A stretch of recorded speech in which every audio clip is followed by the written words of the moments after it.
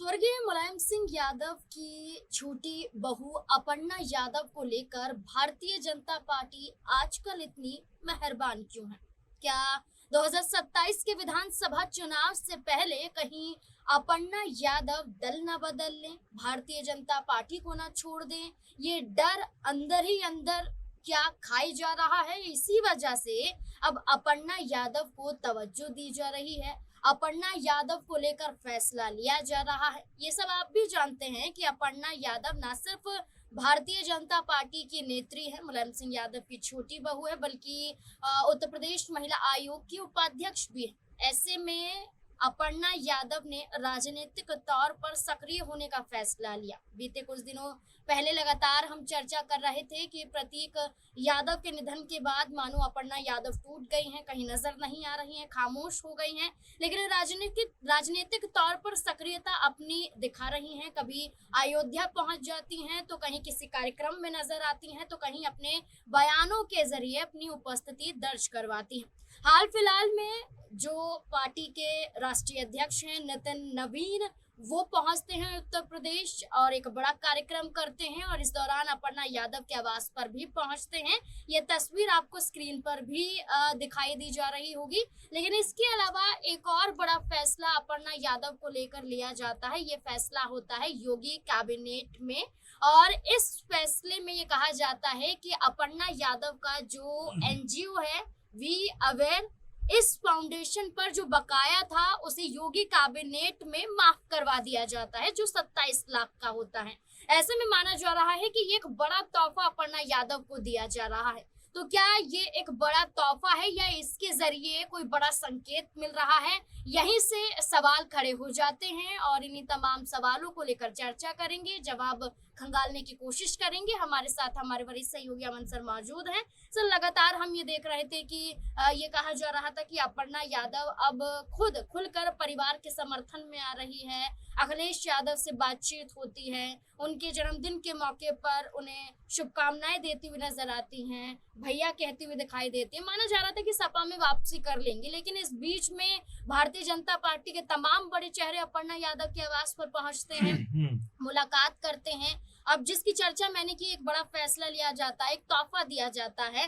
तोहफा तो माना जा रहा है, लेकिन इसके जरिए ये माना जा रहा है कि एक संकेत है कि अपर्णा यादव को रोक लिया जाए बीजेपी। देखिए, बिल्कुल अपर्णा यादव को लेकर जिक्र आप कर रहे हैं, तो बिल्कुल इसमें कोई दो राय की बात नहीं है कि फिलहाल तो बीजेपी की वो नेता है ही, और साथ में महिला जो आयोग है उसके उपाध्यक्ष है। लेकिन समीकरण देखिए राजनीति में बहुत जल्दी बदलते हुए दिखाई पड़ते हैं। कई नाम ऐसे हमें देखने को मिलते हैं जो कभी लगता ही नहीं था कि अपना दल छोड़कर दूसरे दलों में जाकर शामिल होंगे। खुद अपर्णा के बारे में भी कहा जाता था कि वो कभी भी अपना यानी कि जो पारिवारिक तौर पर देखा जाए या पार्टी के तौर पर देखा जाए, तो समाजवादी पार्टी जो है वो छोड़कर कभी बीजेपी में शामिल नहीं होंगी। लेकिन देखिए, वो बीजेपी में गई, लेकिन बीजेपी में जाने के बाद उनकी जो स्थिति है कोई बहुत बड़ी कह सकते हैं कि नजर नहीं आई है। ना उनको बड़ा पद मिला है, ना उनका कद बड़ा हुआ है।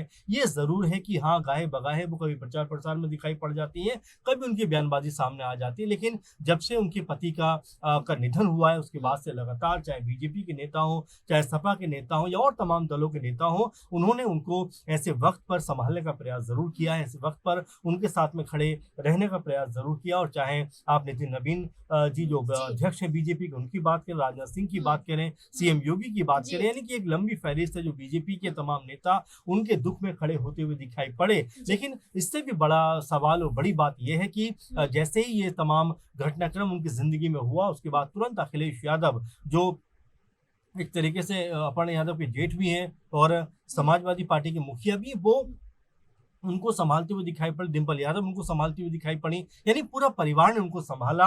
आदित्य यादव हो, शिवपाल यादव हो। अच्छा सर, और ये कहा गया, परिवार की तारीफ बखूबी की गई कि ऐसे मौके पर परिवार ने अपर्णा यादव का साथ नहीं छोड़ा। अपर्णा यादव ने परिवार और पार्टी से किनारा कर लिया था, लेकिन परिवार ने ये दिखाया कि वक्त कोई भी हो, लेकिन हम परिवार के साथ हैं। लेकिन अब आप ये देखिए कि 4 से 5 दिन पहले वो योगी आदित्यनाथ के दफ्तर पहुंचती हैं, मुलाकात करती हैं उनसे। इसके अलावा पीएम नरेंद्र मोदी की मन की बात होती है, आप हम्म। उनके एक्स अकाउंट पर जाकर देखिए, लगातार वो राजनीतिक तौर पर भारतीय जनता पार्टी से जुड़ी हुई चीजों को साझा कर रही हैं। हम्म। अब मन की बात हो या प्रधानमंत्री को सर्वश्रेष्ठ प्रधानमंत्री बताना हो, पीएम नरेंद्र मोदी को, ये बताता है कि अपर्णा यादव अब भारतीय जनता पार्टी के लिए अपना प्रेम उजागर कर रही देखिए है।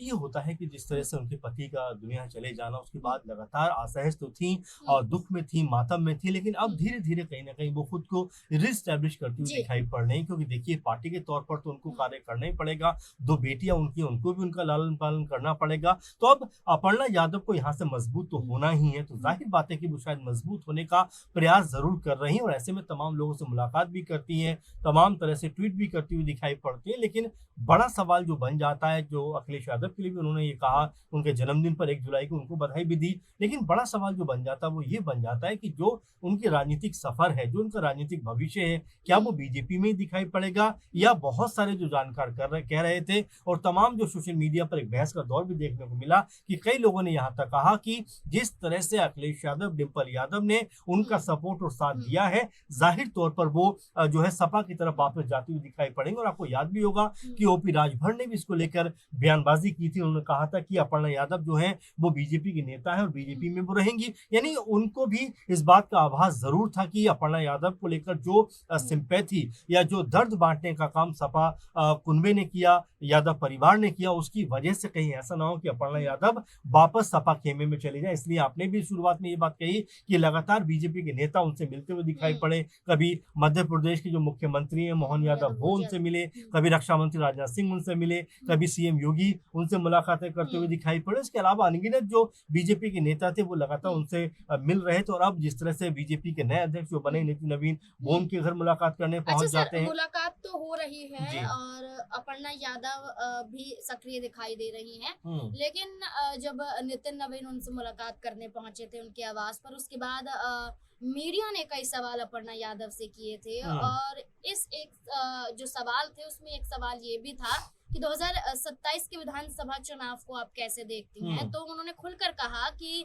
उत्तर प्रदेश जीतकर हम रहेंगे। इस बयान को लेकर आपका क्या देखिए कहना है? बिल्कुल, जैसे मैंने आपसे पहले कहा कि राजनीतिक तौर पर अभी तो फिलहाल ऐसा लगता है कि उनकी जो सक्रियता है, उनका जो रुझान है, उनका जो पूरी तरीके से जो नजर आता है अंदाज, वो ये दिखाई पड़ता है कि वो बीजेपी के पक्ष में खड़ा होना चाहती है। लेकिन देखिए राजनीति हमेशा से ऐसा रहा है कि बड़ी जो संभावनाओं से भरी रहती है। कई बार हमें लगता है कि नहीं, ये नेता जो है कभी दल छोड़ के जाएंगे नहीं, अगले पल वो किसी और दल के अंदर जाकर शामिल हो जाते हैं।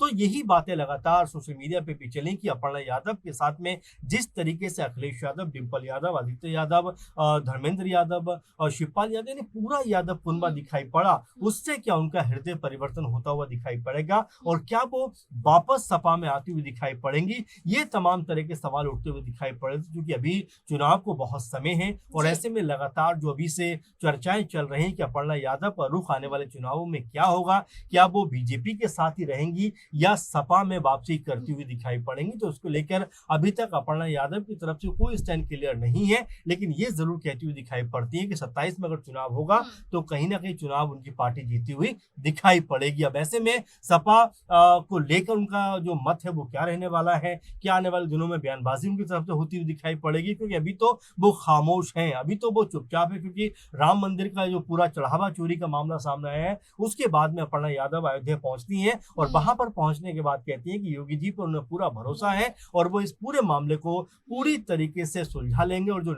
दोषी हैं वो इसकी सजा जरूर पाएंगे। तो आप समझ सकते हैं कि फिलहाल तो अपर्णा यादव का पूरा रुझान बीजेपी की तरफ दिखाई पड़ता है, लेकिन समय के साथ क्या उनका हृदय परिवर्तन होगा, क्या सपा की तरफ उनकी जो वापसी है क्या वो होती हुई दिखाई पड़ेगी, ऐसे तमाम सारे सवाल जो है सोशल मीडिया पर चलते हुए दिखाई पड़ रहे हैं। बिल्कुल, अगर हम बॉलीवुड कुछ हस्तियों की बात करें, जिसमें चाहे कंगना रनौत हो या फिर हेमा मालिनी हो, इनको भारतीय जनता पार्टी ने एक मौका दिया और मौके के साथ एक बड़ा पद भी दिया, लेकिन इस बीच में इस लिस्ट में जयप्रदा का नाम भी शामिल हो जाता है कि क्या इस विधानसभा चुनाव में उन्हें मौका मिलेगा। और अगर उन्हें मौका मिलता है तो अपर्णा यादव को लेकर भी फैसला लेना पड़ेगा, क्योंकि बॉलीवुड जो हस्तियां हैं, जो ये अभिनेत्री हैं, इन्हें मौका तो दिया जा रहा है, पद भी दिया जा रहा है और मुकाम तक पहुंचाया भी जा रहा है। अपर्णा यादव लंबे समय से भारतीय जनता पार्टी के साथ जुड़ी हुई हैं, भरोसा जता रही हैं, जीत का दावा कर रही हैं, तोहफा मिलता है, लेकिन देखना होगा कि क्या सीट मिलेगी, क्या टिकट मिलेगा, और मिलेगा तो क्या उनके मन मुताबिक मिलेगा। अगर ऐसा नहीं होता है तो क्या अपने परिवार और विपक्ष यानी कि सपा में वापसी करने के लिए तैयार होंगे अपर्णा यादव, जैसी चर्चा पहले हो रही थी। क्या लगता है इस पूरे मुद्दे को लेकर आपको? अपनी राय हमारे साथ जरूर साझा करें।